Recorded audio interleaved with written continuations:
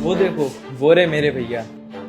क्या ये तुम्हारे भैया हैं? तुमने तो मुझसे कहा था ये इस होटल का ऑनर है और ये तो एक मामूली सा वेटर है। नहीं नहीं, ये ओनर ही है। इसका मतलब तुमने मुझसे झूठ बोला? तुम्हारी इतनी हिम्मत, तुमने मुझ पे हाथ उठाया? हाँ मारा तो क्या कर लोगे? मैं ही पागल थी जो मैं सोचती थी तुम इतने अमीर हो, लेकिन तुम एक नंबर के फटीचर निकले। और सुन, आज के बाद ना मुझे ये अपनी शक्ल दिखाने की जरूरत नहीं है, क्योंकि तुझे से फटीचर से मिलने का ना मेरे पास टाइम नहीं है। मतलब तुम मेरे साथ इसलिए थी क्योंकि मैं पैसे वाला था? हमारे बीच में कोई प्यार व्यार नहीं था, सब मतलब था। तुझे क्या लगा तुझे से फटीचर से प्यार करूंगी मैं? तेरे पास पैसा था तो मैं तेरे साथ थी। और सुन, आज के बाद मुझे कॉल या मैसेज करने की जरूरत नहीं है।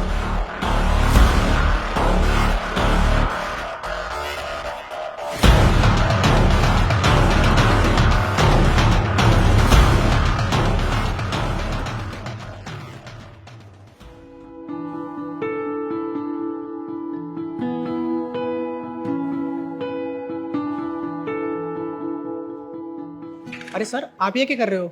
मुझे बोल दिया होता, यहाँ पर और भी तो स्टाफ है। आप यहाँ के ओनर हो, ये सब आप पर शोभा नहीं देता। जेके, इन झूठी पीड़ितों से मेरा पुराना रिश्ता है। दरअसल जब मैं अपने करियर की शुरुआत कर रहा था ना, तब एज ए वेटर कर रहा था, और धीरे धीरे मेहनत करते करते आज मैं इस मुकाम तक पहुंच चुका हूं कि आज ये रेस्टोरेंट मेरा है। और इस मुकाम तक पहुंचने के बाद अगर मैं अपने पास्ट को भूल जाऊं तो उसका कोई फायदा ही नहीं है। और मैं काम इसलिए कर रहा था क्योंकि बाकी सब लोग कहीं ना कहीं बिजी थे, और ये काम करने से कौन सा मैं छोटा जाऊंगा, और इस बात की मुझे कोई फिक्र नहीं है। जेके, इंसान चाहे कितना भी अमीर हो जाए, उसको हमेशा डाउन टू अर्थ रहना चाहिए, लोगों से अच्छे से व्यवहार करना चाहिए, ना कि घमंड करना चाहिए। सल्यूट है सर आपके ही सोच को। वरना लोग इस मुकाम पर पहुँचने के बाद तो इंसान को इंसान नहीं समझते हैं और लोगों में घमंड आ जाता है। जेके, वो मुकाम ही क्या जिसका कोई फायदा ही ना हो, और आप जब वहाँ पहुँचने के बाद अपने आप को ही भूल जाते हो तो उसका कोई फायदा ही नहीं है। इंसान को हमेशा आगे बढ़ते रहना चाहिए। और हाँ जेके, रेस्टोरेंट में एक बड़ी पार्टी होने वाली है, उसकी डेकोरेशन तुम्हें ही देखनी है और अच्छे से मैनेज करनी है, ठीक है?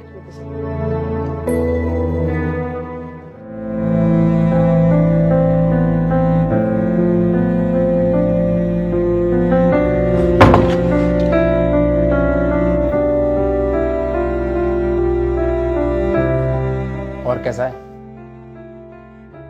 अरे क्या हो गया, कैसा है तू?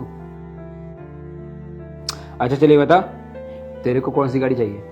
कोई कार नहीं चाहिए मुझे। ये कैसी उल्टी सी बात कर रहा है तू? एक बात बताओ, आप में तरीका है नहीं है रहने का? हर जगह अपनी बेइज्जती करा रखी है। आज गए थे मैं और मेरी फ्रेंड वो आपके रेस्टोरेंट में, वहाँ वेटर का काम कर रहे थे, पूरी तरह से इंसल्ट करा दी मेरी वहाँ पे। शिवांश, ये कैसी पागल ऐसी बात कर रहा है तू? देख शिवांश, तू अभी बच्चा है, ये गलत विचार कभी अपने मन में लाना ही मत। तुझे पता है, जब मैंने जिंदगी में काम करने की शुरुआत करी थी तो ऐसे बेटर की थी, और धीरे धीरे काम करते करते मैं आगे बढ़ा हूँ। तो क्या बुराई है उस काम को करने में? अब तू ही बता, क्या हमें अपना पास्ट भूलना चाहिए? और अगर इंसान अपना पास्ट भूल जाता है तो उसके अंदर घमंड आ जाता है, और वो इंसान कभी भी किसी इंसान को इंसान नहीं समझता है। इसलिए हमें अपना पास्ट कभी भी भूलना नहीं चाहिए, और अपने पास्ट से कुछ ना कुछ सीखना चाहिए। समझा तू? भैया, प्रॉब्लम ये नहीं है कि आप वहाँ वेटर का काम कर रहे थे। एक्चुअली वो मेरी फ्रेंड नहीं, गर्लफ्रेंड थी, और उसने आपको वहाँ वेटर का काम करते हुए देख लिया, तो वो ये सोच रही थी कि आप वहाँ के ओनर नहीं वेटर हो, तो इसलिए वो मेरे को हमेशा मैक्चर के लिए छोड़कर चली गई। शिवांश, ये तो बहुत अच्छा हुआ, क्योंकि ऐसे इंसान के साथ रहने से कोई फायदा नहीं जो सिर्फ तुम्हारे पैसे से प्यार करता हो, क्योंकि ऐसा इंसान तुम्हें कभी भी धोखा दे सकता है। क्योंकि ऐसे इंसान को रिश्ते की मजबूती से और गहराई से और प्यार से कोई फर्क नहीं पड़ता है, उसे फर्क पड़ता है तो सिर्फ पैसे से, और ऐसे इंसान के लिए सिर्फ पैसे मायने रखते हैं, रिश्ते नहीं। जिस रिश्ते में पैसे की ज़्यादा वैल्यू हो, वो रिश्ता कभी भी लंबे समय तक नहीं टिक पाता है। इसलिए मैं तो कहता हूँ कि ऐसा रिश्ता ना ही हो तो ही अच्छा है। इसलिए शिवांश, मैं तो तुझसे यही कहूँगा कि तू लाइफ में आगे बढ़े और एक अच्छा इंसान बनने की कोशिश करे। देख यार शिवांश, इंसान जिंदगी में पैसा तो बहुत कमा लेता है, लेकिन अगर एक अच्छा इंसान नहीं बन सका ना तो उस पैसे का कोई फायदा नहीं। देख शिवांश, मैं तेरा दुख समझ सकता हूँ, लेकिन ये दुख नहीं है, ये एक मौका है तुझे जिंदगी में संभलने का। और कुछ लोग तो ऐसे होते हैं जो बेचारे समझ ही नहीं पाते हैं और अपनी ज़िंदगी में कुछ उल्टा सीधा कर लेते हैं। चल छोड़ तू, अब तू ये बता कौन सी गाड़ी लेगा। अरे नहीं भैया, मुझे कोई कार नहीं चाहिए। अब मैं कार ना अपने पैसों से ही लाऊंगा। और हाँ भैया, हर किसी की लाइफ में ना एक बड़ा भाई होना बहुत ज़रूरी है, और मैं इतना खुश नसीब हूँ कि मेरे को आप जैसे भाई मिले। थैंक यू भैया। और भैया, आज आपने मुझे इतना कुछ सिखाया। मैं रास्ते से भटक जाता अगर आप ना होते तो, उसके लिए भैया थैंक यू। और हाँ, जो पुरानी वाली कार है ना, मैं उसी से काम चला लूँगा। चल ठीक है, अब एक काम कर, तू चेंज करके आ और मैं भी चेंज करके आता हूँ, फिर दोनों भाई साथ में बैठ के खाना खाते हैं, ठीक है।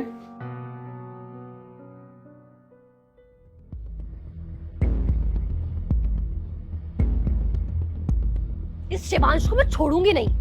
इसने मुझे झूठ बोला, मेरे साथ धोखा किया। नो प्रॉब्लम, इसका भाई है ना, ये नहीं तो उसका भाई सही। अभी इसके रेस्टोरेंट जाती हूँ और सबके सामने इसकी बेइज्जती करती हूँ।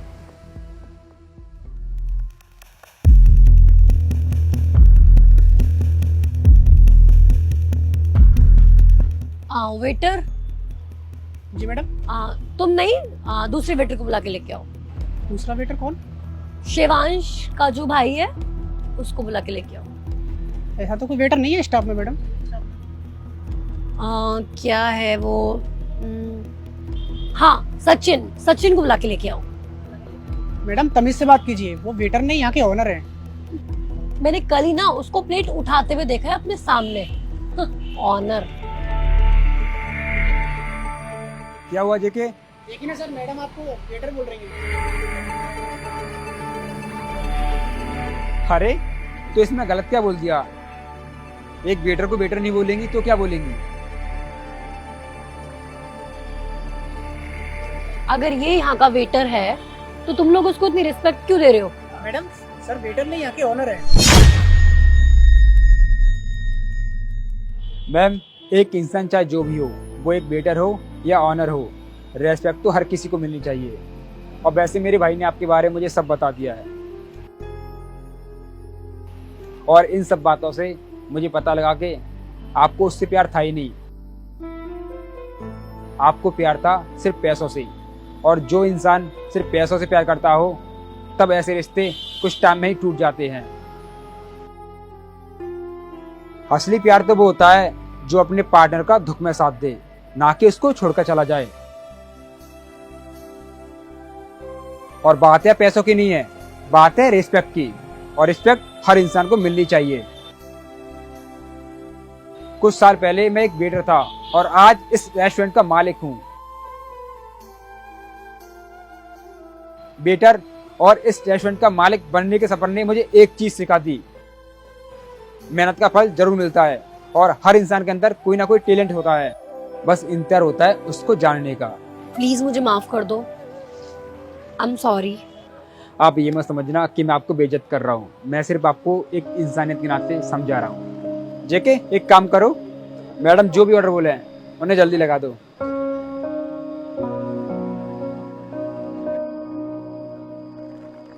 ओके मैडम, मैं आपका ऑर्डर लगाता हूँ।